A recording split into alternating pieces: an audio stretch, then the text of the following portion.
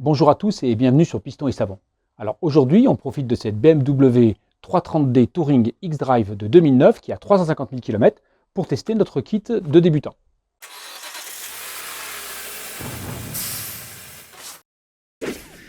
Alors qu'est-ce que j'ai pris dans mon petit sac aujourd'hui?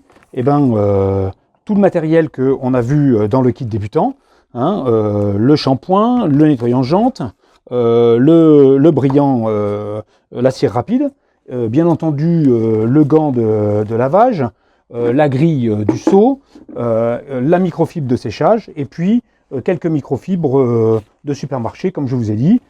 J'ai en même temps mis sur le côté mes pinceaux. J'aurais peut-être besoin de quelques outils supplémentaires. J'irai les chercher. Je vous ai dit qu'il fallait compléter un petit peu ce kit avec des choses qu'on trouve en supermarché, comme des pinceaux à 5 € ou des microfibres à 6 € les 5, trouvés en magasin de bricolage. Alors cette voiture, elle est entretenue, c'est-à-dire qu'elle est ni propre ni sale. Elle a fait son temps. On voit quand on regarde de près qu'il y a beaucoup de micro-rayures, qu'elle est sale bien sûr. Normalement pour une voiture entretenue. Bien entendu, il y a des pets, je veux dire, elle a 10 ans, elle a 350 000 km, c'est normal. Elle a aussi des endroits qui sont plus abîmés que d'autres. Bien sûr, des rayures sur le seuil de porte arrière, ça c'est normal, on est sur un touring en plus. Des échappements, alors 6 cylindres, chez BMW, quand vous avez 2 échappements, généralement c'est un 6 cylindres. Vous voyez que, bon, on est en diesel, et ça s'allie vite, mais ça a vraiment besoin d'un petit coup sur les chromes. Ça, ce sera du plus, c'est pas dans le kit de base de débutant, c'est normal, mais je peux pas laisser ça comme ça. Donc on va voir avant-après très facilement. Donc comme on l'a vu dans la vidéo de présentation, ce shampoing il fait pré-lavage et lavage. Donc on va en profiter pour tester les deux. On l'a dit, si vous n'avez pas de canon à mousse, vous ne faites pas de pré-lavage, c'est pas très grave. Mais au moins avec un shampoing, vous pouvez déjà faire les deux. Pour le dosage, c'est facile, c'est indiqué sur la bouteille. Pour le pré-lavage en canon à mousse, en dilution entre 1,10 et 1,20, et puis entre 50 et 80 ml pour un seau de 10 litres pour le shampoing. Donc j'ai mis un demi-litre, ça doit suffire dans ma bouteille de pré-lavage. Je mets 50 ml, ça fera un dixième. J'ai pas pris le truc le plus pratique à utiliser. J'ai un flacon de mesure qui est un petit peu large et pas très haut. On a vu que le véhicule n'est pas très sale. Je vais malgré tout passer un coup de Karcher pour le rincer et puis après on attaquera le pré-lavage.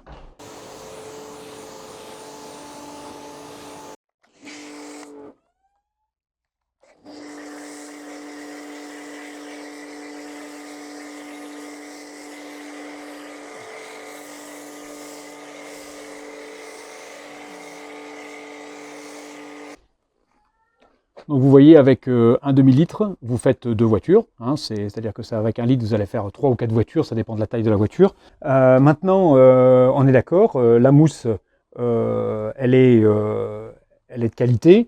C'est pas un Sto-Foam, donc il ne faut pas attendre à avoir une chantilly parfaite. Mais on a une mousse qui a l'avantage d'être dans un shampoing, donc d'être très nettoyante, même si elle n'accroche pas énormément. Mais vous avez quand même un effet moussant qui est quand même assez intéressant. Donc maintenant, on va s'attaquer aux jantes. Donc je vous l'ai dit, la voiture est quand même relativement entretenue, donc les jantes ne sont pas extrêmement sales. On va regarder quand même qu'est-ce que donne le produit à jantes de chez Sonax, en sachant que c'est aussi un produit qui est décontaminant pour les particules ferreuses. Et donc ça, je pense que c'est intéressant, encore une fois, parce que c'est un 2 en 1. Alors, les jantes devant sont pas mal, l'arrière, c'est autre chose. Donc bien sûr, moi, j'agite ça avec un pinceau, je vous ai dit, c'est un pinceau qui a fait l'intérieur et qui maintenant fait l'extérieur pour les jantes parce que il commence à être abîmé. Là, on a les rayons classiques de chez BMW qui sont une horreur à laver derrière, parce qu'on passe pas. Le design des jantes, c'est pas fait pour le lavage, c'est fait pour le design, quoi. Donc vous voyez, on a une mousse qui tient bien à la jante. On voit l'effet décontaminant, puisqu'il y a les particules ferreuses qui commencent à être colorées. On va d'ailleurs pouvoir faire ça sur la carrosserie aussi, puisqu'elle n'a jamais été traitée. Et pendant qu'on y est, on va nettoyer le pneu aussi.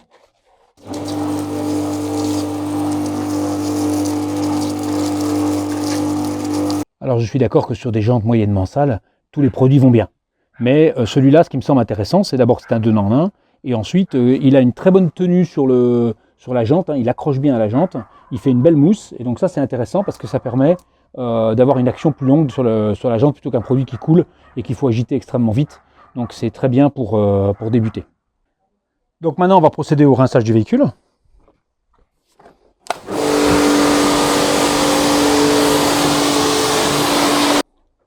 Donc là on voit que le véhicule n'a aucune protection de cire, hein, ni rien. Donc évidemment la cire express, on va voir ce que ça donne après.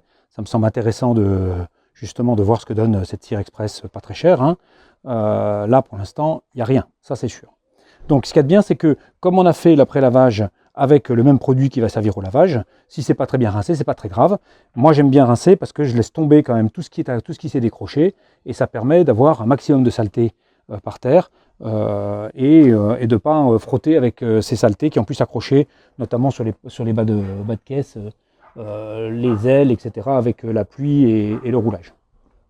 Donc pour le lavage, j'ai mis la grille dans le seau de rinçage, le seau de lavage. Je reprends le shampoing et ben comme ils disent entre 50 et 80, ben je vais mettre 70 à peu près, hein, on n'est pas un poil près. Là ça fait 70, ça peut-être même un peu 75, mais bon.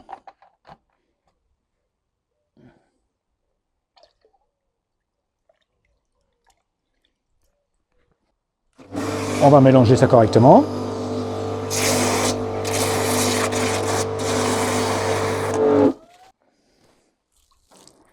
Alors vous voyez, moi je charge bien le gant, hein, pour que ça glisse bien et qu'on ait une bonne lubrification de la carrosserie pendant qu'on lave.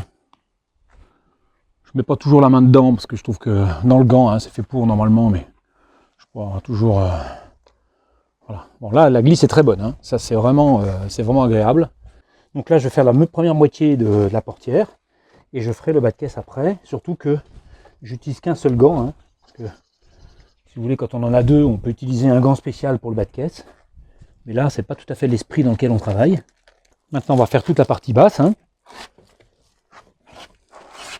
Donc, on va rincer rapidement. Le fait qu'il pleuve, c'est pas vraiment gênant pour laver, c'est surtout gênant pour le matériel vidéo en fait, hein. Donc c'est pour ça, vous étonnez pas si je suis inquiet pour la pluie. C'est juste parce que le matériel vidéo n'apprécie pas tellement.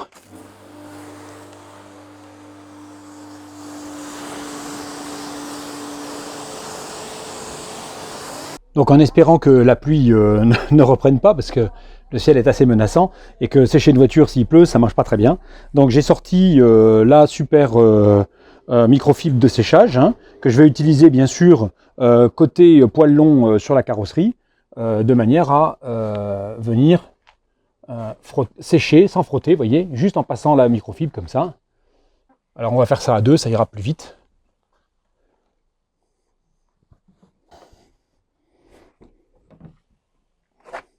Bon bah il n'arrête pas de goûter, donc effectivement le séchage n'est pas très efficace. C'est pas grave, on va reprendre un peu plus tard. Donc ce qu'on peut voir aussi, c'est que notre microfibre, elle est mouillée bien sûr de partout, mais elle n'est pas à tordre.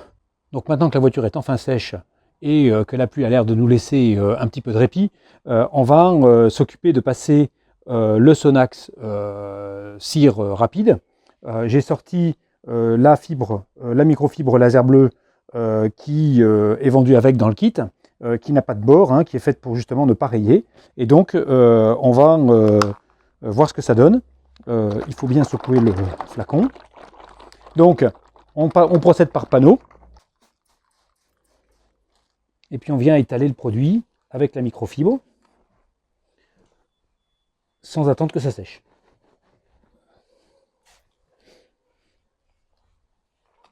On fait ça sur carrosserie froide, donc à l'ombre, hein. Aujourd'hui, il n'y a pas de problème. Et qu'on est en plein été, ça peut être plus compliqué. Alors il faut faire attention parce que c'est un produit qui ne vaporise pas bien, hein. Donc vous voyez, ça s'étale à la microfibre, pas au vaporisateur, hein.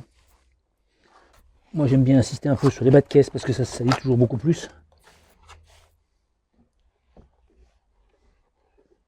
Voilà, ça doit bien glisser sous la microfibre. C'est ça qui vous dit que vous en avez mis assez. Alors je vais faire que la moitié du capot, comme ça on va voir la différence. Je ferai l'autre moitié après, c'est pas un problème.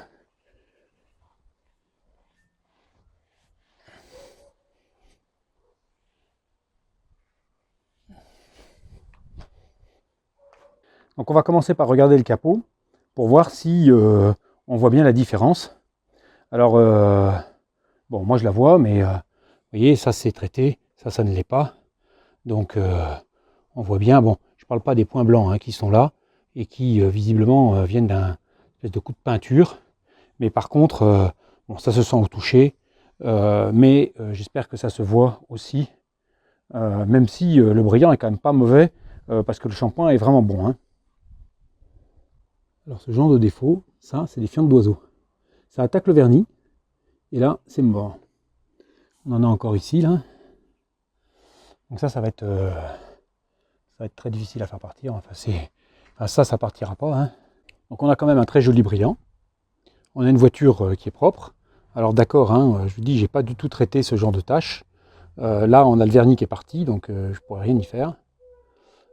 Mais sinon, ben, moi je trouve que le résultat est pas mal du tout. Le toucher est agréable. Voilà, là on sent bien la différence entre la partie qui a été cirée et celle qui ne l'a pas été. On l'entend peut-être. Les produits du kit ont été choisis pour leur qualité, leur polyvalence et leur prix. C'était un mix des trois qui est toujours difficile à faire. Moi je trouve que, comme je le pensais en connaissant ces produits, le résultat est excellent, est à la hauteur de ce qu'on attend pour un lavage d'entretien régulier et surtout pour un kit débutant pas trop cher. Donc maintenant, cette voiture elle a besoin d'une préparation complète, donc on va faire la seconde partie de la vidéo demain, où on va préparer entièrement la voiture. Je vous montrerai que quelques images, je ne veux pas faire une vidéo complète de la préparation, je vous montrerai quelques images un peu avant-après, pour que vous voyez les différentes étapes entre faire une voiture propre avec un kit débutant, c'est-à-dire commencer à bien nettoyer sa voiture, et puis après faire une préparation complète, où là on a quand même quelques heures de travail en plus. On se retrouve ce matin avec la BMW, et maintenant on passe à l'intérieur. Comme j'ai utilisé le kit de débutant à l'extérieur, à l'intérieur je prends des produits très standards. Bon, moi j'ai un APC, mais j'ai déjà montré dans une vidéo que si vous prenez un nettoyant universel de maison dilué correctement, il n'y a pas de problème, vous avez un résultat qui est assez bon. Un pinceau propre, une microfibre de supermarché, et puis le procédé est très simple, hein, puisque le but c'est d'asperger. Alors, vous pouvez, si vous êtes sur des endroits délicats, mettre juste le produit sur le pinceau, ce qui permet de ne pas en mettre partout. Là, comme on est quand même assez sale sur l'intérieur, j'hésite pas. Hein. Voilà, on fait bien mousser le produit sur les panneaux de porte. Je vais y aller plus mollo sur les boutons, mais vous savez que les boutons, ça prend des plombes à nettoyer. Hein. Si vous voulez le faire bien, les boutons, c'est très long. Pour les recoins, j'ai toujours mon petit bâton à glace, ce qui permet d'avoir quelque chose qui, avec la microfibre, vous voyez, pour l'intérieur des boutons, là, on va voir ça de près. Voilà, pour les recoins, un bâton de glace dans la microfibre, et ça permet de passer sous les boutons, de venir faire l'angle ici, même si je vous assure que là, le nettoyage, il mériterait beaucoup plus d'attention que le temps que nous avons ce matin. Les grilles là ont bien besoin d'être nettoyées à l'intérieur. Donc pinceau, et puis après on va sécher ça avec le bâton de glace, ça va être parfait. Alors l'entretien des sièges en cuir ne fait pas partie du kit de base, hein, c'est normal, tout le monde n'a pas ça. Là on a des sièges qui n'ont pas été nourris depuis très longtemps, donc j'ai sorti l'assortiment Colorlock, hein, j'utilise toujours ces produits pour le cuir. Je ne suis pas sponsorisé ni rien, c'est des produits que j'achète. Le nettoyant, la lotion de protection, et là je vais mettre un tout petit peu de coloration pour cuir, parce qu'on a un petit peu de traces ici. Mais c'est léger, parce que je viens de nettoyer, ça a pas mal parti. Donc on va voir quand ce sera sec, s'il y a besoin ou pas. Parce que là j'ai bien nettoyé, c'est souvent ici que ça s'abîme, hein, c'est normal. Bon, sinon, le nettoyant puissant, il fait son effet, mais vous voyez, c'est pas parfait encore. Donc est fourni avec la lotion protectrice une espèce de microfibre extrêmement fine là. Donc il suffit de frotter et de bien étaler le produit pour nourrir le siège.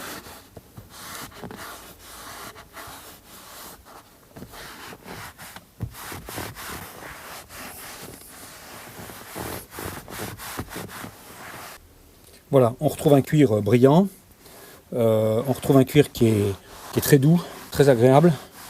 Donc ça c'est bien. Et vous remarquerez que la voiture a 300 000 km, que les cuirs ne sont pas abîmés du tout. C'est vraiment... là, ils ont fait un effort sur la qualité du cuir. C'est vraiment... c'est exceptionnel.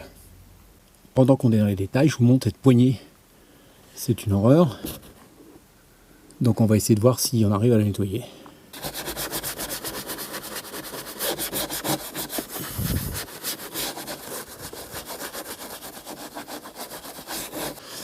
On va se retrouver avec le même problème ici. Et ben on va faire la même chose. Là c'est le pinceau, hein. Il n'y a pas d'autre solution. Parce que c'est quand même un peu recoin. Et puis la microfibre elle suffit pas quoi. Voilà, donc là c'est propre. Mais effectivement il a fallu nettoyer le pinceau. Parce que j'avais l'impression de plus salir que de nettoyer avec le pinceau. C'est pas mal hein. Donc vous avez vu avant, il était temps de voir après. On est d'accord, hein, c'est pas du tout du nettoyage courant et c'est vraiment pour me faire plaisir, mais j'adore les échappements qui brillent. Donc là on a un effet, bon c'est alu, hein, brossé, un petit peu mat, c'est très très joli je trouve. Et donc c'est dommage de les avoir tout sales, tout plein de goudron.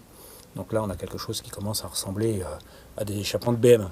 Vous avez vu le lavage extérieur, vous avez vu le nettoyage intérieur. J'ai voulu montrer la qualité du kit débutant.